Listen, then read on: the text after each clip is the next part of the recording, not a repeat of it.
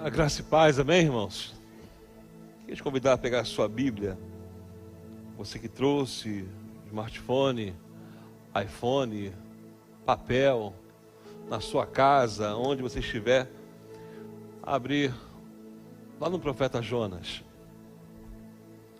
Essa série de 12 palavras, nós hoje vamos tratar sobre esse profeta chamado Jonas. Pedir que você pegue o seu telefone, faça como eu, abaixe o telefone, amém? Mute. Se Deus quiser falar com você agora, vai falar no teu ouvido, amém, irmãos? Não precisa tocar o telefone, não. Então baixa o telefone, bota no mute aí, em nome de Jesus. Deus abençoe a cada um. Vamos à leitura de Jonas, alguns versículos. Jonas, capítulo 1.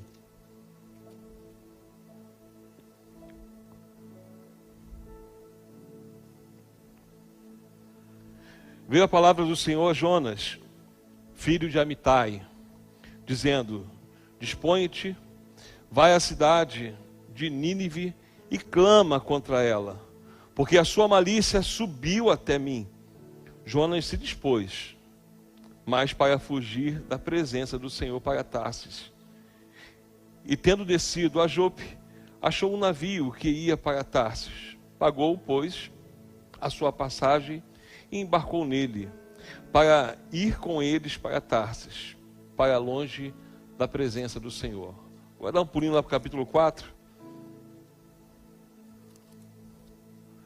Do verso 6 em diante, que diz assim: então fez o Senhor nascer uma planta que subiu por cima de Jonas para que fizesse sombra à sua cabeça, a fim de o livrar do seu desconforto. Jonas, pois, se alegrou em extremo por causa da planta.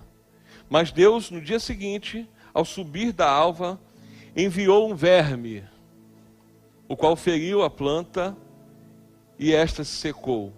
Então, nascendo o sol, Deus mandou um vento calmoso, oriental. O sol bateu na cabeça de Jonas, de maneira que desfalecia, pelo que pedia para si a morte, dizendo: melhor me é morrer do que viver. Então perguntou Deus a Jonas: é razoável que a tua ira por causa de uma planta? Ele respondeu: é razoável a minha ira até a morte. Abusado esse Jonas, né? Tornou o Senhor: tens compaixão da planta que te não custou trabalho, o qual não fizeste crescer, que numa noite nasceu e numa noite pereceu. E não hei de ter compaixão da grande cidade de Nínive, em que há mais de 120 mil pessoas que não sabem discernir entre a mão direita e a mão esquerda, e também muitos animais. Feche os olhos mais uma vez, Pai bendito, nós te agradecemos e te louvamos, Senhor, pela tua palavra, que é viva e eficaz. Pedimos a Deus, fale conosco, que a tua voz venha de encontro, venha ao encontro do nosso coração. Necessitamos, carecemos, ó Deus, do Senhor sempre, em nome de Jesus. Amém e amém. Você pode aplaudir a palavra do Senhor?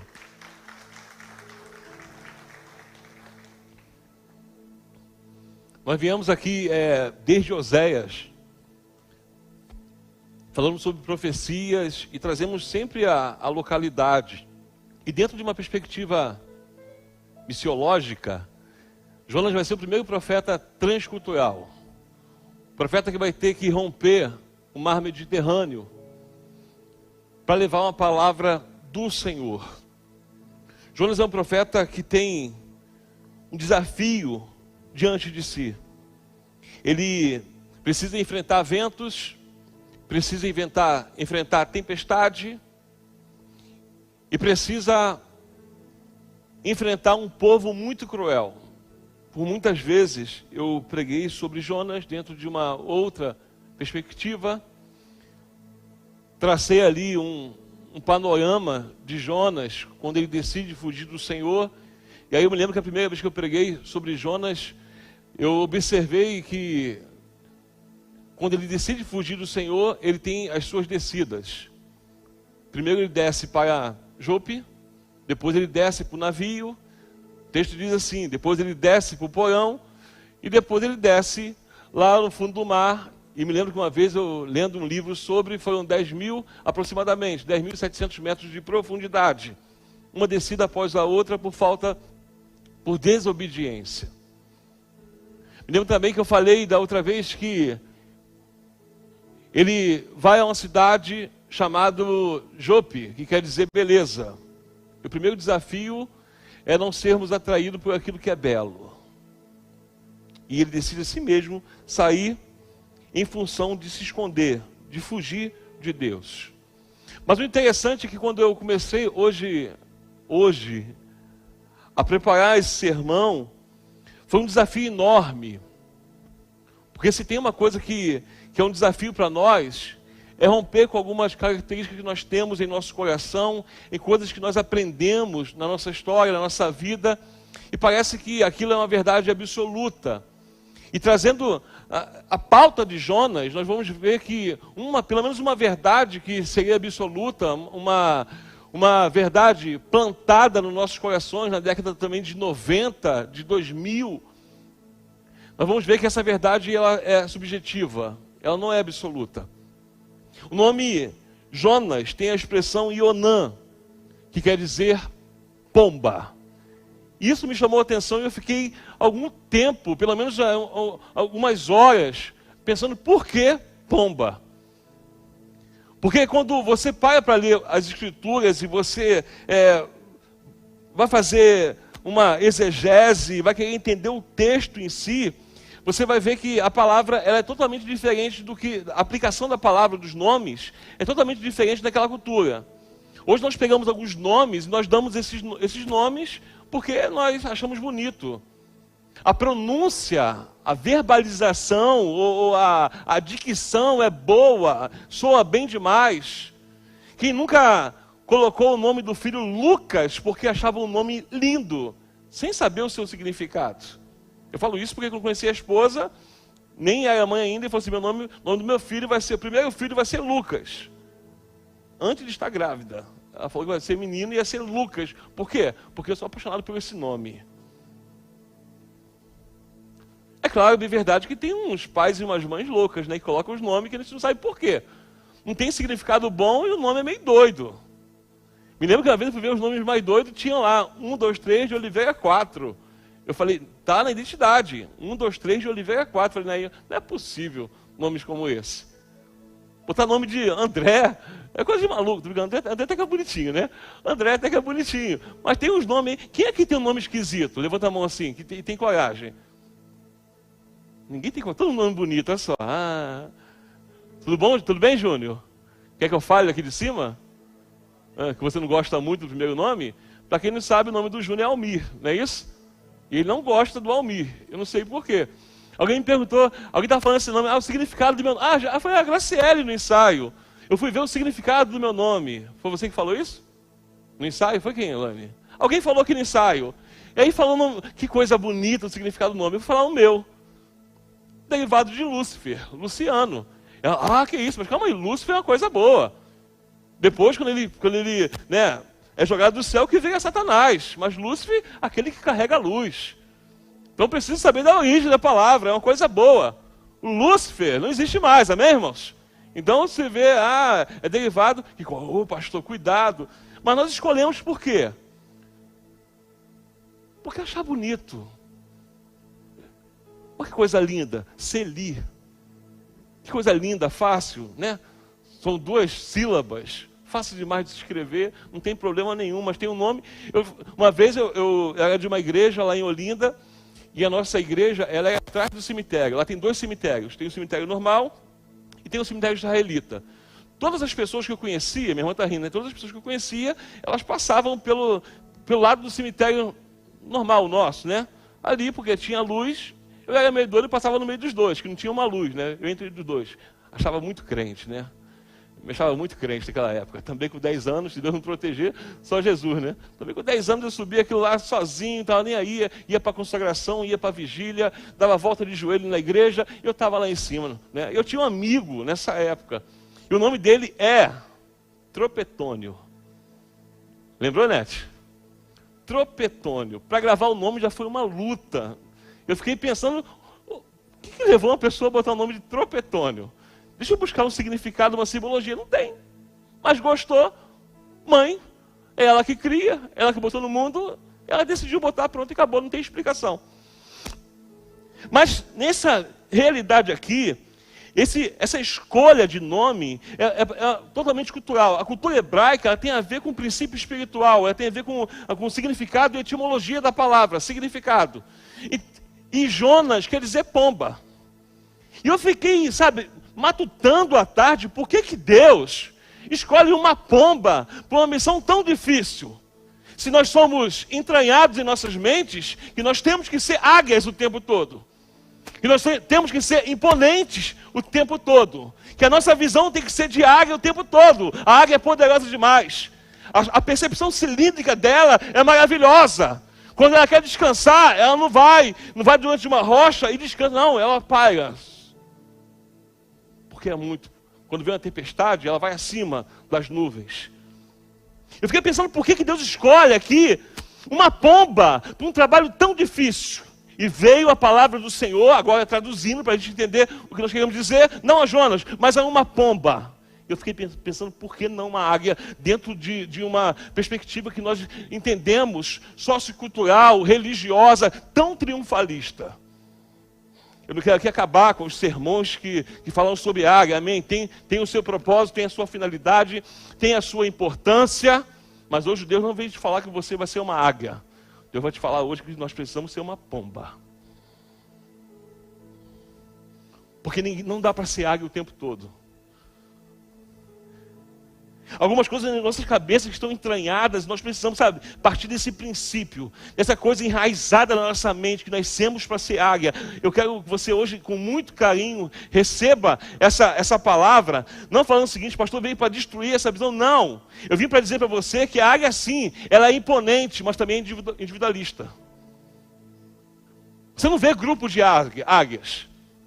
Porque a águia é individualista. Ela voa acima da tempestade, a sua estrutura é tanto para a defesa quanto para o ataque. Já a pomba não. Já a pomba não tem essas qualidades. A pomba não tem a visão privilegiada de uma águia. A pomba é um animal inofensivo.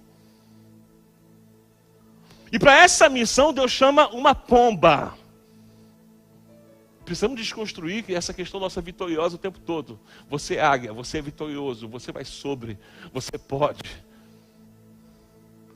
Porque se nós partirmos desse princípio o tempo todo, vai ter um momento que nós vamos cansar. Então vamos ver essa realidade que não é a realidade. Esse profeta é uma pomba.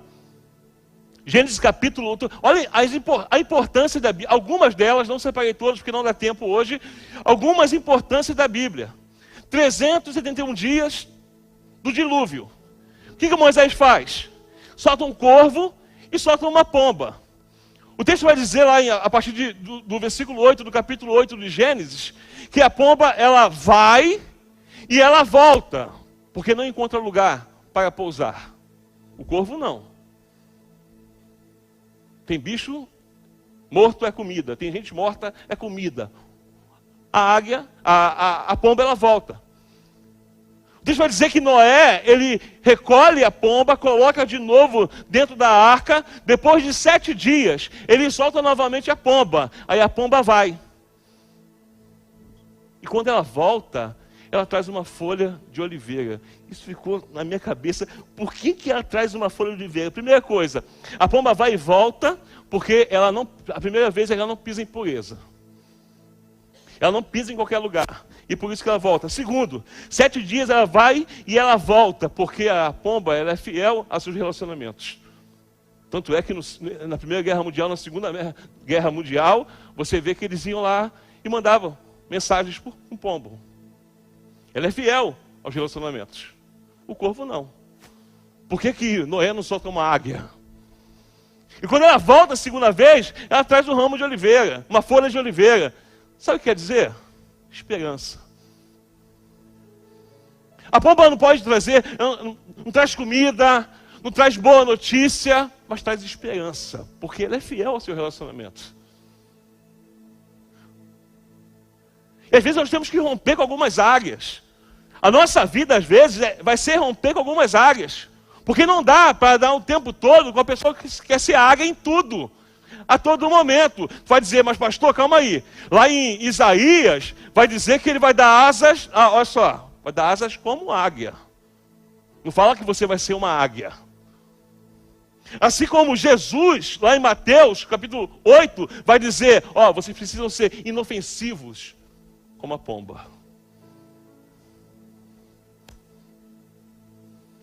O texto bíblico é tão poderoso e traz tanto ensinamento que eu preciso olhar e entender que esse tipo de relacionamento, ou me fazer o tempo todo como águia, uma hora eu vou me cansar. Uma hora eu não vou entender o propósito. Jonas tinha que entender, Jonas, você vai ter que ser inofensivo dentro de um povo totalmente ofensivo. Você vai ter que levar uma verdade a um povo que é destrutivo. Você, contra a sua vontade, contra o seu querer, você vai ter que chegar nesse povo como uma pomba. Deus chamou uma pomba. Eu preciso entender que Deus não chama só águia. Tem desafios que é dado para pomba. Porque o importante não é o que você tem, não é as suas defesas, mas o que você carrega. E essa é a mensagem que Deus está passando para Jonas. O importante para você, Jonas, é a mensagem que você vai... Não é sobre você. Você é inofensivo. Você, quando se vier uma tempestade, você não vai poder, subir sobre as nuvens. Mas o mais importante que vai estar em você é a mensagem que você carrega. E assim somos nós. O mais importante não é sermos águias. O mais importante não é sobre como podemos sobreviver, sobre a nossa imponência, mas a mensagem que carregamos. Quando eu falo a mensagem que carregamos, é a mensagem que somos. Jonas tinha que cumprir esse desafio. Um dos símbolos do Espírito Santo, lá em Lucas capítulo 3, verso 22, diz assim, e o Espírito Santo desceu sobre ele em forma corpórea de uma águia. Não, pomba. Eu fiquei, por que não vem como uma águia bonitona assim, né? Poderosa, eu queria olhar bonitona. Por que uma pomba? Simbolicamente. Quero dizer para vocês, em nome de Jesus, irmão, com todo amor no meu coração, nós temos que ser muito mais pomba do que águia. Nós temos que ter muito mais cara de ovelha do que de leão. Falei demais agora, né? Mas nem direta não, Deus sabe. Tem crente que quer se mostrar forte demais, imponente demais, mas não tem relacionamento. A mensagem é vazia. Porque é sobre ele, é sobre as suas asas, o seu poder, o seu foco, a sua visão. E não sobre a mensagem que carrega. A águia não carrega a mensagem. A águia é individualista. Isaías 40, como eu falei, vai dizer o seguinte, mas os que esperam no Senhor renovarão a sua força, subirão com asas como águia. É aquele negócio que a gente pega assim, é língua de fogo. Não, é como se fosse de fogo. Como asas. Como? Não é. Não quer dizer que você vai ver uma águia e vai voar. Mas quer dizer que nas atitudes você tem que ver uma pomba. Jesus diz em Mateus capítulo 10, 16, eis que vos envio a ovelhas, como ovelhas ao meio de lobo. Portanto, sede prudentes, como a serpente, esperto, sabe sair do problema, conhece a rota de fuga, e inofensivos como a pomba. Ele não está falando isso para quando alguém te atacar, não, é no meio dos lobos. Tem que ser inofensivo. O evangelho é difícil demais. Eu vou enviar Jonas. Eu fiquei, Deus, por que o Senhor não enviou Elias? Elias chegando lá, como é que é? Tem um fogo do céu, pá, morreu. Alguém é forte aí? Fogo do céu, pá, morre. Por que Jonas? Porque é sobre a mensagem que ele carregava. Salmo 55, verso 3. Pelo clamor do inimigo. Olha só, essa é a súplica do perseguido. Não estou falando de uma pessoa que, que é imponente, não, é do perseguido. É daquele que é acuado. O salmista fala assim no capítulo 55, verso 3. Pelo clamor do inimigo e por causa da opressão do ímpio, pois lançam sobre mim a iniquidade e com furor me odeiam. O meu coração está dolorido dentro de mim. E terrores da morte caíram sobre mim. E temor e tremor vieram sobre mim. E o horror me cobriu. Aí é o que diz o versículo 7. Assim eu disse, quem me dera asas como pomba.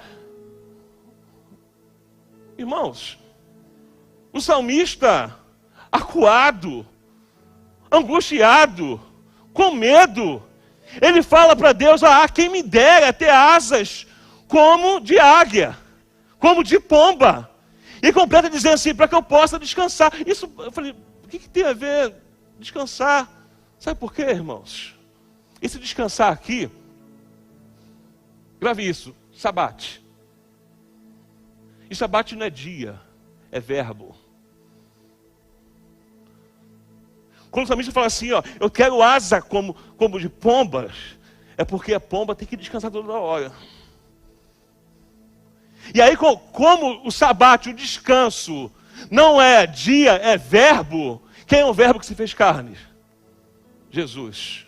Quando eu e você estamos na angústia, nós não somos águias, somos pombos, porque descansamos no verbo, que é Jesus. Isso é exegese. É no verbo.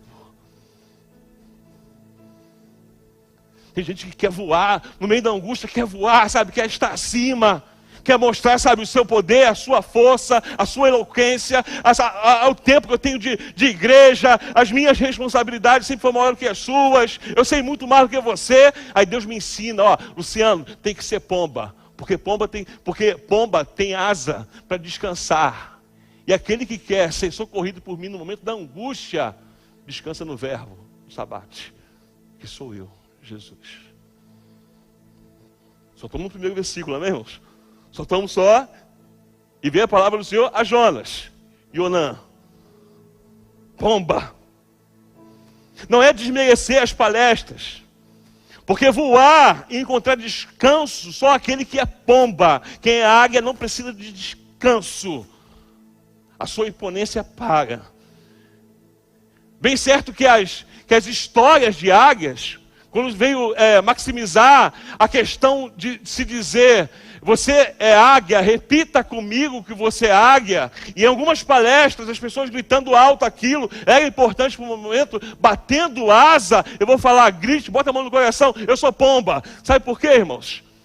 Porque a pessoa que fala o tempo todo de águia, quer ser águia o tempo todo, ela acaba mentindo sobre ela mesma. Ou acaba inventando histórias sobre ela mesma.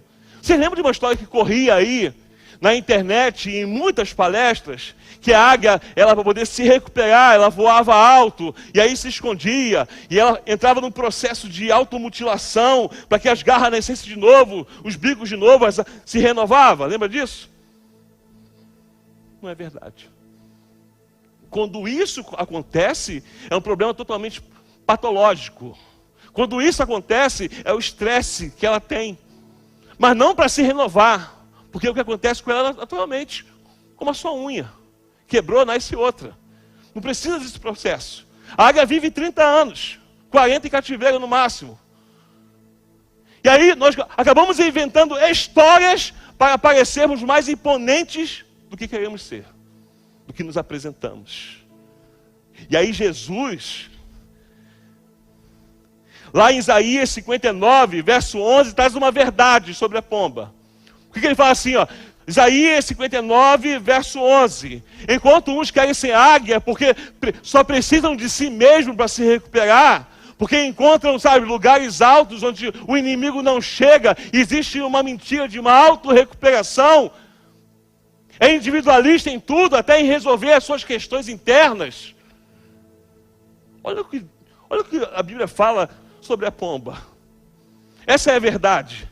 Todos nós bramamos como ursos e continuamente gememos como pomba. Sabe a expressão gemer? É literalmente no hebraico sentir dor.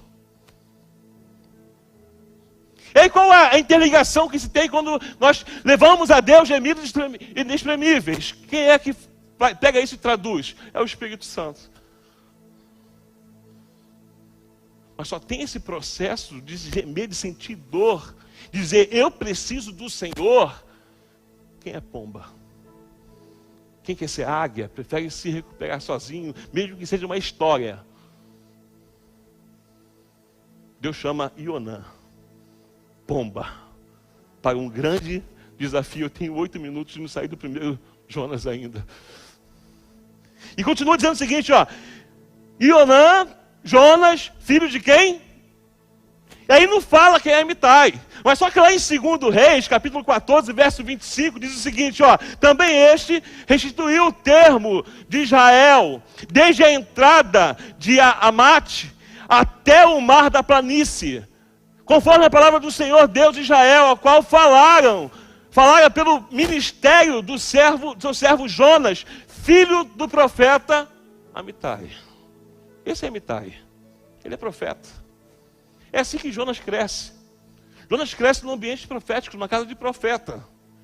E onde tem profeta de verdade, a verdade impera. E aí eu fiquei pensando, por que Jonas decide fugir? Porque quem é profeta de verdade pode até fugir, mas nunca adultera a verdade. Quem foi criado como Jonas e é profeta, às vezes nós preferimos nos calar, fugir de situações, do que adulterar a verdade. O problema das heresias, e do que acontece, sabe, das seitas, é porque as pessoas preferem adulterar a verdade, do que fugir às vezes. Eu sempre falei que Jonas fez uma coisa terrível, ele fugiu. Ele poderia ser sincero com o Senhor e falar, Senhor, eu não quero, aquele povo é cruel, eu não tenho coragem, eu sou só uma pomba. Mas ele decide, sabe, fugir. E hoje entendi que profeta é assim. A sua criação, onde ele viveu, o seu pai não era qualquer um. Na casa do seu pai não tinha mentira. Não tinha esse negócio de telefone tocar e falar assim, fala que eu não estou. Da campainha tocar e se esconder. Não, lá imperava a verdade. Porque o profeta ele tem que lidar com a verdade. E a pessoa que não cresce com a verdade na vida, às vezes, irmãos, é mais fácil fugir. Ele sabia que não poderia chegar lá em Nínive e falar com outras palavras o que o povo queria ouvir. Ó, Deus quer salvar vocês. A mensagem tinha que ser exata como Deus, não poderia haver adulteração. Não ia chegar um Jonas como coach e dizer, vocês são águias, estão conquistando tudo. Parabéns para vocês, mas tem um probleminha. Precisam reconhecer, sabe, um negocinho para poder vocês continuar voando. Não era essa mensagem. Ou você se arrepende ou eu vou morrer. E falar isso é difícil demais. Se é difícil eu falar isso na minha casa, imagine para o povo que quer me matar. Onde eu corro o perigo? Quando vem a voz de Deus, vem o dilema. E quando vem o dilema, vem o desafio. É isso que Jonas está exatamente no versículo 1 vivendo. Ele está vivendo com um desafio, com um dilema. Porque Nínive não é um lugar qualquer. Nínive é a capital da Síria. Lá em Isaías vai dizer, Isaías se não me engano, que o rei Senaqueribe, ele vai para a sua casa, aonde? Na capital, Síria, capital Nínive. Irmãos, os caras eram cruéis demais. Eu li um artigo de uma universidade da Califórnia, que eles descreveram o seguinte, olha o tamanho da crueldade dos ninivitas naquela época. Isso não é Bíblia, isso não é história bíblica, isso é história sabe, do mundo, história de escola, pesquisa deles. É claro que a Bíblia vai fomentar isso, a Bíblia vai alimentar e fortalecer. Naum capítulo 3, que vamos chegar lá. Mas olha o que eles falam lá na Universidade da Califórnia. Os ninivitas, eles faziam o seguinte, eles cortavam os braços, cortavam as pernas, eles queimavam vivo as crianças. Eles, como eu falei aqui uma vez, eles arrancavam a pele, mas pegava as artérias e batia nas artérias, até o cidadão vinha a óbito. Tamanha crueldade. Olha para onde Deus está enviando uma pomba. Ela não voa rápido, ela não se defende, ela não se alimenta com facilidade, como a águia faz. Uma pomba. É para esse lugar que Deus está enviando Jonas. Mas profeta, ele carrega a verdade e não adultera a verdade. Esse É o momento crucial de Jonas. Naum capítulo 3, aí é o que a Bíblia fala sobre esse povo. Do verso 1 ao verso 3. Ai da cidade ensanguentada, que é Nínive. Ela está toda cheia de mentiras e de rapina. Não se aparta dela o roubo. Em trépito de açoite há, e o barulho do ruído das rodas, e os cavalos atropelam. Os carros vão saltando. O cavaleiro levanta a espada flamejante, como a lança relampejante, e ali haverá uma multidão de mortos, e abundância de cadáveres, e não terão fim os defuntos, tropeçarão nos seus corpos. Está aqui quem é e o que eles vão viver. Cidades de rapina. Um povo totalmente cruel. Eles falavam o seguinte, ó, nessa verdade eles tinham prazer de matar. Eles tinham prazer não só de matar, de perseguir, de torturar, de cortar, de queimar, de arrancar a pele. Jonas foge, mas não adultera a verdade. E aí eu pergunto para os irmãos, fugir de quem? Fugir de quem? Fugir de Deus. Isso porque existem alguns resquícios na nossa vida, chamados resquícios adâmicos. Adão, quando peca, o que ele faz? Ele se esconde de Deus. E parece que Deus acorda para Adão. Deus chega no Éden e fala, Adão, cadê você? Eu fico imaginando, Adão falando, está quente, está frio, está quente. Deus sabia onde ele estava. Porque não tem como fugir de Deus, irmãos. Não tem como viver nossos propósitos. Eu falo assim, calma aí, pastor, então a questão aí é João Calvino, Jacob Hermínio, graça irresistível, graça irresistível. Tá bom, então eu vou me posicionar também sobre isso, amém? Posso? Posso, Graça? Posso? Deixa eu ver aqui, quem... Sueli, vem cá, Sueli. Vou fazer isso aqui para poder... Eu vou me posicionar agora. Pode me chamar de Ares depois, tá? Depois a gente conversa. Vem cá, Sueli, em nome de Jesus, rapidinho. Tô com raiva desse negócio já, tá? Pré-milenista, calvinista. Vamos lá, Sueli. Sueli tem quantos filhos? 3. Qual a idade do mais novo? 3 anos. Ele estuda? Creche. Ele sai que horas? 3:30. Da tarde? É. Sai de casa. E se ele chegar 3:30 da tarde e falar assim, eu não vou? O que você faz, Sueli? Para ir é 7 da manhã. 7 da manhã, então acorda que horas? Ele acorda que horas? Ele acorda 6:30. Às 6:30 ele levanta, bate os pés e fala assim, eu não vou. Pode falar. Então, geralmente não sei. Hã? Geralmente eu já acordei, já deixei ele sentado, vendo desenho, já fui trabalhar. Quem escuta ele chorar é o mais velho. Arminiana, viu? Essa não é calvinista. Tem mãe que não. Tem mãe não vai. O certo é o que, Suelen? Você fala assim, não vou, mãe. O certo é você fazer o que com uma criança de 3 anos? Eu vou pegar, vou acalmar. Fala que psicólogo é fogo, né? Então tem que falar. No primeiro eu já não fazia isso não, agora eu tenho mais paciência. Mas o certo é o quê? Falar, vai, você tem que ir porque Você tem que ir. é pro seu bem. Não, vai brincar com os amiguinhos. A tia Kelly vai ficar com saudade, você tem que ir lá ver a tia Kelly. Vai ficar aqui sozinho. Não, vamos lá ver os coleguinhas, te convence. Tá bom, como foi com o Jonas? Jonas, vai lá e fala pra eles. Manda um recadinho lá, tá bom, Jonas? Tem que ir, não tem que ir? Mas aí teu filho chega de tarde e ele quer lanchar. Ele quer almoçar. Chega na hora do almoço, quer almoçar. Aí você vai lá e bota um prato de comida pra ele. Arroz, feijão, carne e jiló. Ele fala, mãe, não quero jiló, não gosto de jiló. Tu faz o quê? Mas tem que comer. Faz bem pra saúde. Aí já mudou, viu? Essa aqui é calvinista. Tem que comer e acabou. Mas tem mãe que é maleável, não tem? Não gosto de jiló, tudo bem, tira. Assim é com Deus. Obrigado, Sueli. Depois vamos conversar sobre isso, tá? Não é possível. Quando você fala que não vou, você fala assim, tá bom, então fica no desenho. É basicamente isso. Tem coisas que Deus vai permitir você escolher. Tem coisas que você tem livre-arbítrio. Mas tem coisas que ele é incisivo. Ou tu faz ou tu faz. Com Jonas foi isso. Tem 2 questões aqui. Ele não pegou Jonas, depois no capítulo 4, e falou assim, vou arrebentar com você, porque não, calma aí, vamos conversar, vou dialogar. Assim é Deus com a gente. Tem coisas que Ele permite, tem coisas que Ele não permite, é a vontade dEle absoluta e pronto. E como ficar discutindo isso, pastor? Aqui, estou falando do texto aqui, amém, irmãos? Se você é calvinista, se você, amém, glória a Deus por isso. Eu sou o que Deus quer que eu seja. Sou cristão.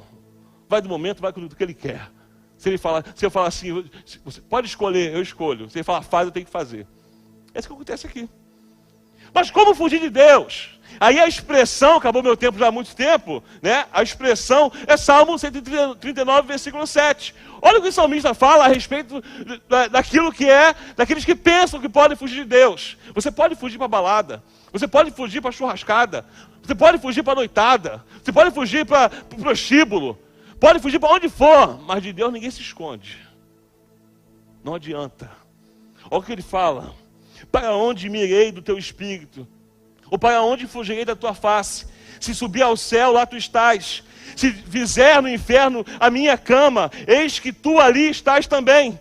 E se tomar as asas da alva, se habitar nas extremidades do mar, até ali a tua mão me guiará e a tua destra me sustentará. Se disser, de certo que as trevas me cobrirão, então a noite será luz à roda de mim. Nem ainda as trevas me cobrem de ti, mas a noite resplandece como o dia. As trevas e a luz são para ti a mesma coisa, pois possuíste as minhas entranhas, cobriste-me no ventre da minha mãe. Não adianta, não tem como fugir de Deus. É isso que Jonas não consegue entender. E para finalizar, agora eu vou ter que pular para o mundo, amém, irmãos?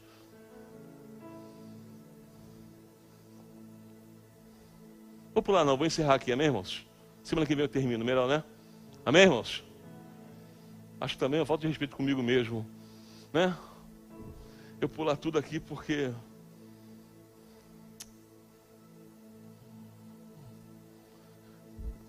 Botaram o tempo ali? Botaram, né? Acabou já? Que felicidade acabou é essa? Então vamos terminar aqui, ninguém pode se esconder de Deus. E semana que vem nós damos continuidade a parte 2, amém? Coloca a mão no teu coração. Se você sair daqui já com essa palavra, Senhor, que eu seja o profeta como Jonas, uma pomba. Que eu seja aquele, ó Deus, que entenda que quem é profeta do Senhor tem que ter verdade. E que do Senhor não posso me esconder. Já valeu você ter vindo. Porque é exatamente isso que Deus quer falar com você hoje. É sobre essa questão que Deus quer tratar conosco hoje.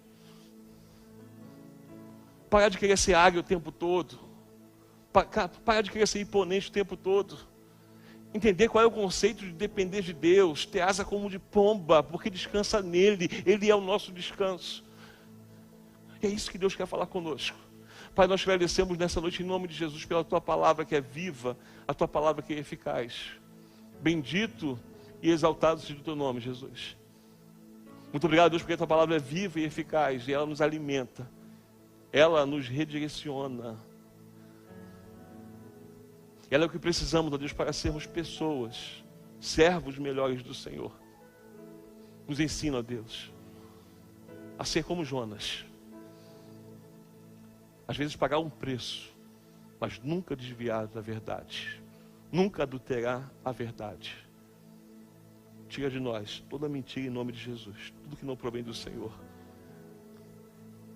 Que a partir desse dia, ó Deus, a nossa vida, o nosso ministério, a nossa família seja uma verdade, como a de Jonas, como a de seu pai, Amitai.